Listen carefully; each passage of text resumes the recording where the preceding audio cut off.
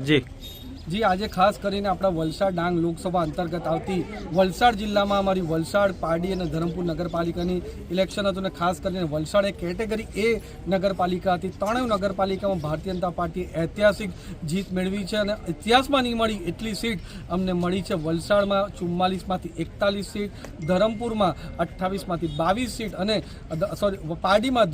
પારડીમાં 28માંથી 22 seat અને ધરમપુરમાં 24માંથી 20 seat મેળવી છે। એ રીતે અમારે ઉમરગામ અને કપરાડાને પણ અમે તાલુકા પંચાયત જીતી ગયા છે અને ડાંગમાં પણ જિલ્લા પંચાયત જીતી ગયા છે। ને ખાસ કરીને મારી હોમ ટાઉનની વાત કરું, વાંસદા વિધાનસભામાં કંડોલપાડા તાલુકા પંચાયતનું જે ઇલેક્શન હતું એમાં ભારતીય જનતા પાર્ટીના સનિષ્ઠ કાર્યકર્તાઓએ જે મહેનત કરી છે એના થકી અમે 937 જેટલા મતથી અમે કંડોલપાડા તાલુકા પંચાયત ઐતિહાસિક વિજય અમારી ભારતીય જનતા પાર્ટીમાં થયો છે। અને ખાસ કરીને વાત કરું તો ઢોલુંબર, વાસ્કોઈ અને લીંબરપાડા જે આજ લગીને ઇતિહાસમાં આઝાદીના ઇતિહાસમાં ભારતીય જનતા પાર્ટી પ્લસની હતી ત્યાં પણ ભારતીય જનતા પાર્ટી પ્લસ થઈ છે। એનું મુખ્ય કારણ જે છે કે અહીંયાના જે ધરનાબાજ અને બહાનાબાજ ધારાસભ્ય છે એ ખાલી બહાના અને વિરોધની રાજનીતિ કરે છે અને આપણા વાંસદાના વિધાનસભાના લોકોને વિકાસથી વંચિત રાખ્યા હતા।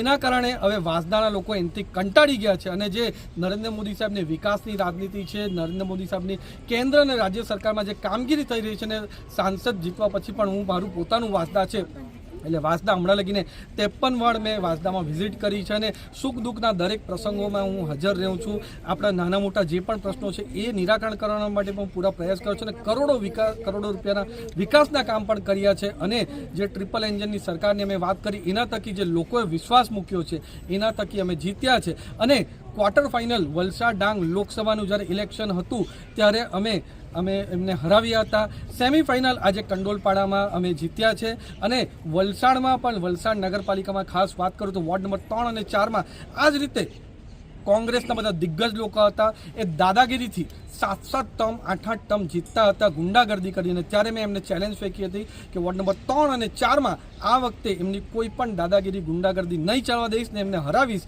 અને જે ચેલેન્જ મેં ફેંકી હતી એ આજે પુરવાર થઈ ગઈ છે। બંધેઓ વોર્ડ નંબર 3 અને 4માં કોંગ્રેસના સુપડા સાફ થઈ ગયા અને 8માંથી 8 સીટ ભારતીય જનતા પાર્ટીને આવી છે।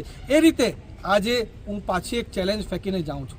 જેમ ક્વાર્ટર ફાઇનલ અને સેમિફાઇનલ અમે વાંસદામાં જીત્યા છે, હવે 2027માં જે ફાઇનલ છે એમાં પણ ભારતીય જનતા પાર્ટીનો જ ધારાસભ્ય આવશે અને અહીંયાનો બહાનેબાજ અને ધરનાબાજ ધારાસભ્યની હાર કારમી હાર અમારા વાંસદાના લોકો ચકાડશે ને જેમ અરવિંદ કેજરીવાલ ત્યાં દિલ્હીમાં 11 વર્ષ ખાલી ધરના કર્યા છે અને ખાલી બહાના આપ્યા છે, ત્યાંના લોકોએ જે જાકારો આપ્યો છે એ રીતે હવે વાંસદાના લોકો પણ આ ધરનાબાજ અને બહાનાબાજ ધારાસભ્યને જાકારો આપશે અને ભારતીય જનતા પાર્ટીનો જે વિકાસની રાજનીતિ કરશે એવા ધારાસભ્યને જીતાડશે અને જે પણ ઉમેદવાર હશે એને જીતાડવા માટે હું પોતે અને પૂરી સંગઠનની ટીમ પૂરી મહેનત કરીને ભારતીય જનતા પાર્ટીનો ધારાસભ્ય આ 27માં જીતશે એવી શુભકામના હું ભારતીય જનતા પાર્ટીની ટીમને આપું છું। ધન્યવાદ।